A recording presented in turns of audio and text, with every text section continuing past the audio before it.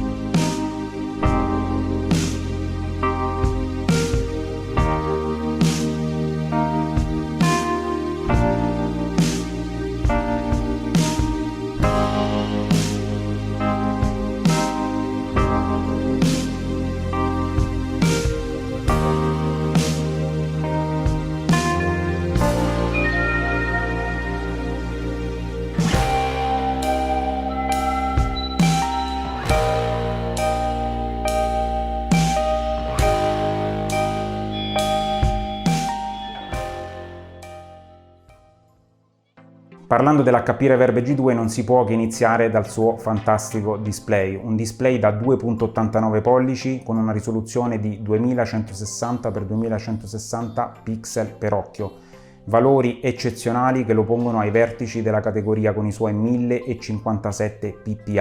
Il ppi non è nient'altro che il valore dei pixel per pollice, che si ottiene mettendo in rapporto la diagonale in pixel di un display con la sua diagonale espressa invece in pollici. Il valore che ci viene fuori rappresenta appunto la densità di pixel all'interno di un display, che è la cartina tornasole di quanto un display possa essere definito. Abbiamo detto che Reverb G2 si pone ai vertici della categoria con i suoi 1057 ppi, un valore però che preso da solo, senza il confronto con i ppi degli altri visori, rende poco l'idea di quanto questo visore sia effettivamente definito. Andiamo un attimino ad analizzare al PC la tabella che ho stilato per quanto riguarda i principali visori in commercio.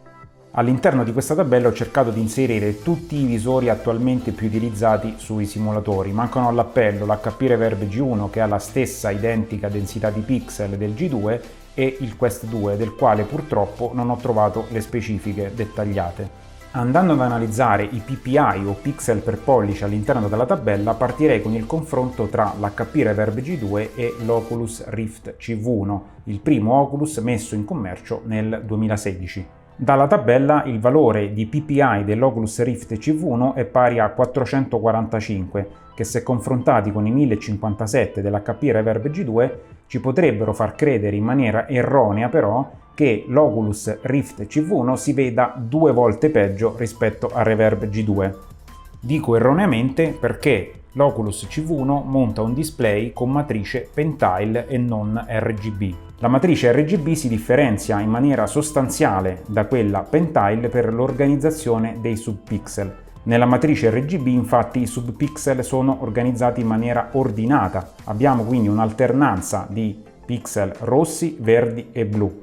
Nella matrice Pentile invece c'è un'organizzazione abbastanza diversa dei subpixel, cosiddetta a diamante. Questa organizzazione diversa deve far cambiare anche la formula per il calcolo dei PPI, che una volta applicata ci danno come risultato 297.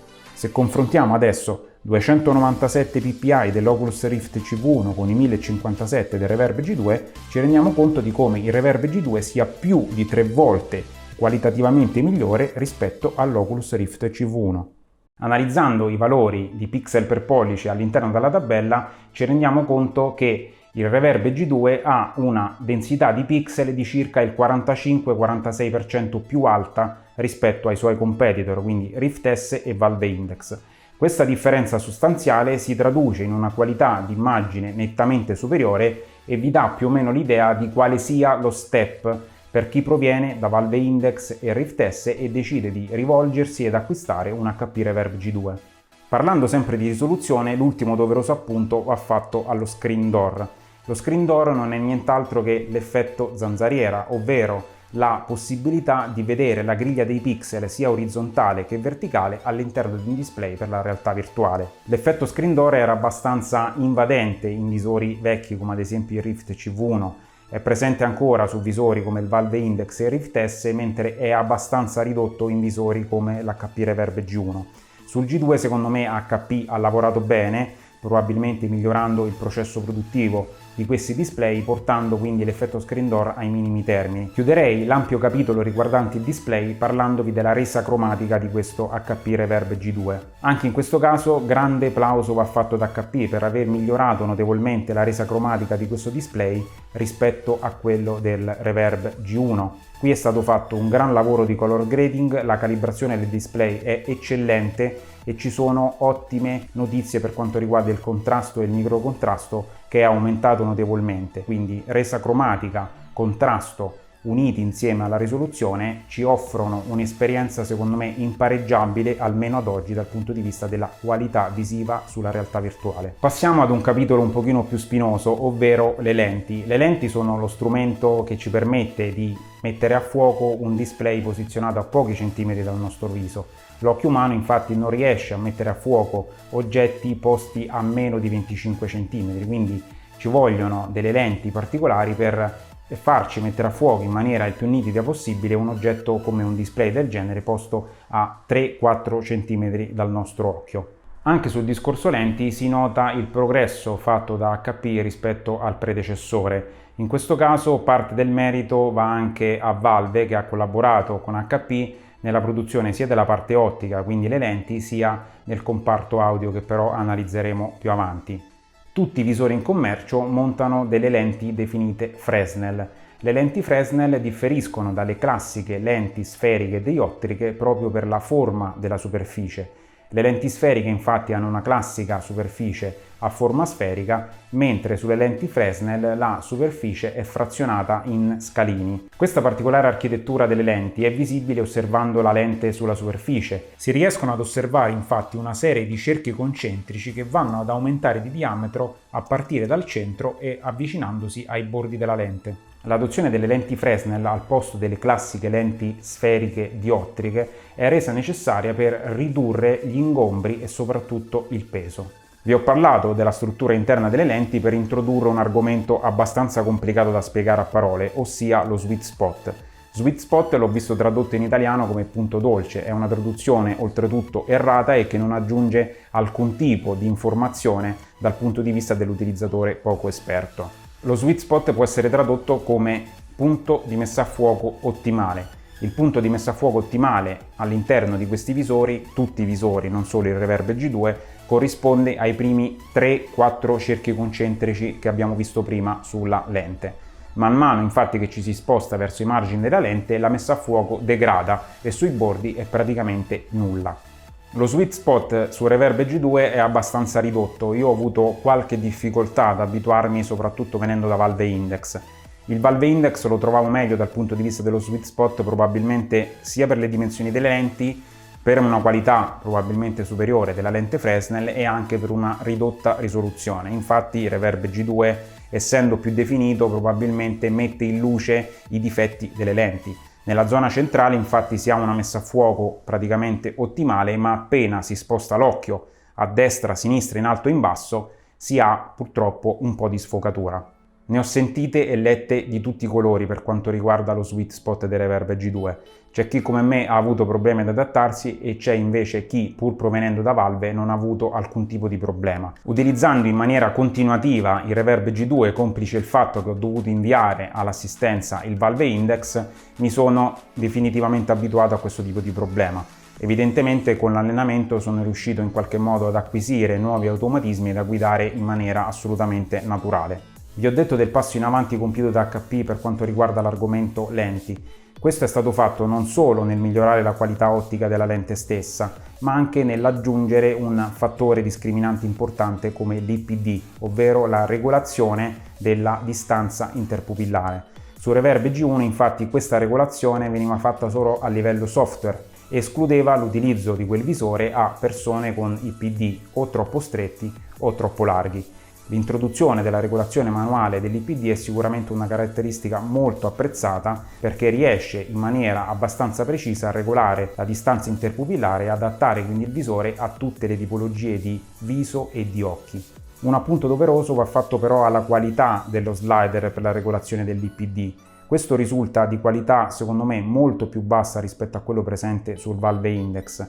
La regolazione infatti non è precisissima come quella sull'Index e oltretutto lo slider appare un po' troppo morbido e ballerino. Mi è capitato più di qualche volta di indossare il visore e trovare un valore di IPD diverso rispetto a quello che avevo lasciato l'ultima volta. Parlandovi sempre delle lenti è necessario menzionare anche i fenomeni di glare e i God Rays. Il glare secondo me rispetto ai visori precedenti, quindi Reverb G1 e Valve Index, è notevolmente migliorato, sintomo del fatto che evidentemente sulle lenti è stato fatto un buon lavoro nel contenere questo fenomeno, mentre i God Rays, seppur ridotti rispetto ai visori precedenti, sono ancora presenti. Probabilmente i God Rays, che sono quei fastidiosi fasci luminosi che si irraggiano soprattutto nelle zone a contrasto, sono una caratteristica insita e un effetto collaterale delle lenti di tipo Fresnel. Parlando di display e di lenti si finisce per forza di cose a parlare anche di FOV. Il FOV, ossia il Field of View, ovvero l'angolo di campo percepibile all'interno di un caschetto di realtà virtuale, è una caratteristica fondamentale per aumentare l'esperienza immersiva. Provenendo dai 130 gradi di FOV del Valve Index ho avuto più di qualche difficoltà ad abituarmi ai 114 gradi del Reverb G2. Questo probabilmente è dovuto anche alla dimensione ridotta delle lenti del G2 rispetto a quelle dell'Index, che erano invece un pochino più generose e facevano quindi percepire una maggiore quantità di campo visivo, soprattutto se si ruotavano gli occhi a destra o a sinistra. Anche per quanto riguarda la parte audio notiamo l'impronta importante lasciata da Valve, che ha collaborato, oltre che nella produzione delle lenti, anche nella progettazione del comparto audio. Le cuffie infatti sono dichiaratamente una copia di quelle montate sul Valve Index, mantengono quindi la stessa struttura, la stessa articolazione e la stessa filosofia di funzionamento. Queste cuffie infatti funzionano in maniera completamente diversa rispetto a quelle montate sul Reverb G1. Non sono infatti delle cuffie che vanno poggiate direttamente sul padiglione auricolare come avveniva nel G1 o ad esempio nel CV1 della Oculus. In questo caso invece gli speaker sono distanziati dall'orecchio di 1-2 cm e il suono si propaga attraverso l'aria. Le cuffie hanno una buona escursione per adattarsi a tutti i tipi di teste. Scorrono infatti in maniera abbastanza ampia sia in alto che in basso e oscillano in maniera piuttosto ampia sia in avanti che indietro. Tra i vantaggi possiamo sicuramente annoverare la comodità. Il visore infatti con le cuffie di questa tipologia è comodo da indossare perché non c'è l'ostacolo della cuffia e soprattutto si mantiene sempre l'orecchio fresco e non c'è mai la sensazione di calore come nelle vecchie cuffie, proprio perché non c'è il contatto diretto tra la cuffia e il padiglione auricolare. Uno degli svantaggi invece di questo tipo di cuffie è sicuramente lo scarso isolamento. Non essendo infatti la cuffia direttamente poggiata al padiglione auricolare, si sente molto la presenza di rumori esterni e quindi per chi ama l'immersione totale questo tipo di cuffia sicuramente non è ottimale. All'occorrenza queste cuffie possono essere smontate in maniera piuttosto agevole semplicemente svitando la vite posta in corrispondenza della cuffia stessa e possono essere utilizzate cuffie di terze parti senza troppi problemi. Come detto, il comparto audio è di chiara ispirazione a quelle del Valve Index. Le cuffie infatti sono molto simili dal punto di vista estetico anche se secondo me un pochino inferiori sia dal punto di vista dei materiali utilizzati, della qualità costruttiva e della resa sonora. Le cuffie comunque suonano bene, i bassi sono sempre presenti, il volume secondo me è sufficientemente alto e devo dire che io le uso con soddisfazione senza per forza dover ricorrere a cuffie esterne. Per quanto riguarda il microfono invece, questo Reverb G2 monta due microfoni posizionati nella scocca inferiore, identificabili tramite questi due piccoli fori. Il microfono ha una buona qualità ed è sicuramente sufficientemente alta per poter chattare in game con i propri amici su Discord e su TeamSpeak. Vi lascio una breve clip con la mia voce registrata con il microfono del Reverb G2. Prova del microfono interno del Reverb G2. L'audio che state ascoltando è diretto dal visore, non è stato applicato nessun tipo di correttivo, quindi né equalizzazione né riduzione del disturbo. Parlando invece della comodità e dell'ergonomia di questo visore, secondo me sono stati compiuti passi importanti rispetto al predecessore. Il visore è molto leggero e questo è un vantaggio importante rispetto ad esempio al Valve Index, che invece è un pochino più pesante e presente come pressione nella zona facciale, e la nuova mascherina, anche questa di chiara ispirazione Valve, secondo me aggiunge una comodità in più rispetto alla vecchia mascherina del Reverb. Questa nuova mascherina invece è costituita da una morbida spugna rivestita da un tessuto molto simile al cotone, è abbastanza ampia e quindi la zona di appoggio sul viso è sicuramente meno fastidiosa. La mascherina, a differenza del precedente modello, è magnetica, quindi presenta alcuni piccoli magneti sulla sua superficie che ne permettono la rapida rimozione che sicuramente favorisce le operazioni di lavaggio, igienizzazione e perché no in futuro anche magari sostituzione con una nuova mascherina. Anche la struttura posteriore del visore è stata pesantemente ridisegnata rispetto al predecessore. Il Reverb G1 infatti montava una specie di cerchio che andava direttamente sulla nuca, che era poco comodo perché secondo me poco elastico e poco anatomico. Questa nuova struttura prende, come per tutto il resto, esempio dal Valve Index e oltretutto presenta in questo caso una cover rimovibile che, come quella anteriore, può essere lavata ed igienizzata. Questa nuova struttura posteriore secondo me aumenta di molto il livello di comfort, soprattutto per chi viene dall'HP Reverb G1. Per concludere il discorso ergonomia e comodità, ho trovato il sistema di fissaggio di questo visore abbastanza scomodo. Ricorda infatti gli strap laterali in stile Oculus CV1. Per indossare il visore, soprattutto la prima volta, bisogna quindi aprire gli strap laterali, indossare il visore, regolarlo in base alla dimensione della testa e richiudere gli strap laterali. Gli strap sono collegati direttamente alla scocca posteriore in plastica che si estende tramite un'asola e si ritrae proprio per adattarsi alle varie dimensioni della testa. Avrei preferito da questo punto di vista il classico fissaggio in stile Oculus S o Valve Index, con quella ghiera posteriore che regola l'estensione delle barre laterali con una precisione millimetrica. Per quanto riguarda la comodità, l'ultimo piccolo accenno volevo farlo al sistema di collegamento del visore al PC. Il visore infatti vi arriva nella scatola originale non connesso a nessun cavo e starà quindi a voi inserire il cavo, previa rimozione della mascherina anteriore, all'interno di una piccola sede. L'inserimento del cavo non è propriamente user friendly, bisogna inserire il cavo rispettando l'angolazione e soprattutto inserendolo fino in fondo, altrimenti il visore non funzionerà una volta connesso al computer. Dall'altra parte del cavo abbiamo invece un'uscita DisplayPort che andrà collegata direttamente alla nostra scheda video e un'uscita USB-C. L'USB-C può essere collegata direttamente alla scheda madre se provvista di porta USB-C, quindi di ultima generazione, oppure convertita tramite l'adattatore presente in confezione in USB-A. In questo modo può essere collegata a tutte le porte sulla vostra scheda madre 3.0, 3.1 e 3.2. Questo visore, a differenza del precedente, è alimentato, quindi ha bisogno di essere collegato alla rete elettrica per funzionare. A tal proposito, al termine del cavo, prima che questo si sdoppi in USB-C e DisplayPort, abbiamo una piccola scatolina che deve essere alimentata tramite l'adattatore fornito appunto in confezione e presenta sulla sua superficie un piccolo LED di stato. Anche dal punto di vista del cavo sono stati fatti passi in avanti importanti. Il cavo del G1 era infatti secondo me ai limiti dell'utilizzabile. Era un cavo doppio che oltretutto presentava Dietro la nuca uno spinotto veramente ingombrante che pesava molto e soprattutto quando si girava la testa a destra e a sinistra dava veramente un fastidio enorme. Nel Reverb G2 invece il cavo è singolo, è abbastanza leggero anche se non è molto morbido ed elastico. Preferivo il cavo del Valve Index che è effettivamente più piccolo e soprattutto più morbido e si adatta quindi meglio ai movimenti. Arriviamo adesso ad un altro argomento abbastanza controverso sull'HP Reverb G2, ossia il tracking. Anche in questo campo se ne leggono di tutti i colori, c'è chi si è trovato benissimo da una parte e chi invece continua a trovarsi male. Io provengo dall'Index che possedeva un sistema di tracking sicuramente più avanzato, aveva infatti una base esterna che comunicava con il caschetto tramite infrarossi e non era assolutamente influenzata dalle condizioni di luce. Funzionava infatti in maniera perfetta e precisa sia di notte che di giorno e poteva essere utilizzato anche al buio completo. Il tracking del Reverb G2 è invece di tipo interno. Monta infatti sulla sua scocca 4 camere che riescono a mappare la nostra zona di gioco e ci permettono di muoverci all'interno delle 3 dimensioni. Anche dal punto di vista del tracking sono stati fatti passi in avanti rispetto al predecessore.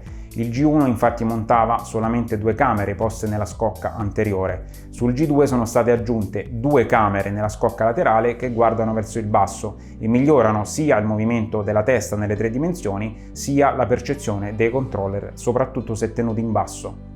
Con questo tipo di tracking ci devono essere per forza di cose dei compromessi. La stanza deve essere ben illuminata, non si può infatti giocare al buio completo in quanto il visore non riuscirebbe ad orientarsi all'interno dello spazio. Nel mio caso ho avuto parecchi problemi, soprattutto all'inizio.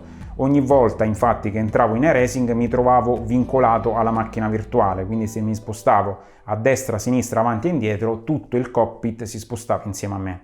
Riuscivo a risolvere temporaneamente questo problema rimanendo in game e aprendo il portale della realtà mista ed eseguendo di nuovo la procedura di centraggio della visuale.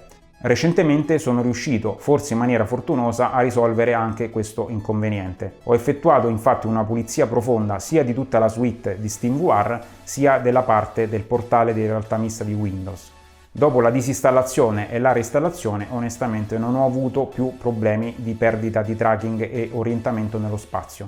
Venendo alle conclusioni, io ho trovato in questo Reverb G2 una qualità grafica e soprattutto un'accuratezza cromatica veramente importanti. Onestamente non riuscirei più a tornare indietro a visori come il Valve Index, proprio per la differenza importante di risoluzione tra i due. Mi sono abituato, come detto, a tutti i problemi e quelli che mi hanno dato sicuramente più fastidio sono stati il FOV ridotto rispetto ad Index e lo sweet spot. Per quelli che come me arrivano da Valve Index potrebbero in qualche modo trovarsi spiazzati. Per tutti gli altri, a patto di avere una macchina molto potente, consiglio assolutamente il passaggio. Per quanto riguarda proprio la potenza di elaborazione, data l'altissima risoluzione, necessita di un computer veramente aggiornato. Io possiedo una 3080 con un 9700K e in alcune situazioni con molte macchine in pista devo scendere a qualche compromesso con il dettaglio grafico. Personalmente i 90 Hz sono un limite invalicabile al di sotto del quale io non riesco assolutamente a giocare. Vedo e leggo opinioni di persone che riescono a giocare anche a frame rate ridotti, io personalmente lo sconsiglio.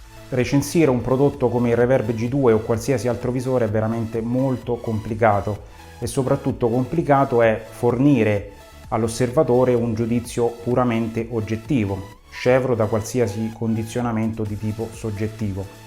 È difficile recensire qualsiasi tipo di prodotto secondo me perché ognuno di noi ha delle aspettative diverse rispetto agli altri, ma lo è ancora di più per un prodotto che si indossa come può essere un visore. Un visore va visto come una scarpa puoi guardarla su internet, puoi leggere le recensioni e le opinioni anche di atleti professionisti, ma fino a che non vai in negozio e la provi non riesci effettivamente a capire se quella scarpa possa o meno soddisfare le tue aspettative.